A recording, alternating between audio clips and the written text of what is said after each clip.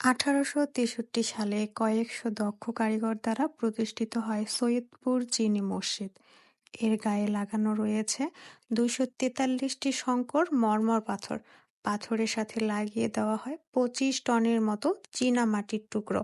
দৃষ্টিনন্দন এই মসজিদটির ২৭টি মিনার রয়েছে, যার ৫টি এখনো অসম্পূর্ণ। চীনামাটির টুকরো দিয়ে ফুল ও গাছগাছালার নকশা এবং মসজিদের দক্ষিণের বারান্দাটি সম্পূর্ণ মোজাইক করা। নীলফামারী জেলার সৈয়দপুর বাংলাদেশের প্রাচীন শহরগুলোর মধ্যে একটি। এই শহরের প্রাচীন সৌন্দর্যের স্থাপনা হিসাবে সৈয়দপুরের চীনী মসজিদ অন্যতম। অনেকের কাছে চীনা মসজিদ নামেও পরিচিত। মসজিদটি নীলফামারী থেকে ২০ কিলোমিটার দূরে সৈয়দপুরে অবস্থিত।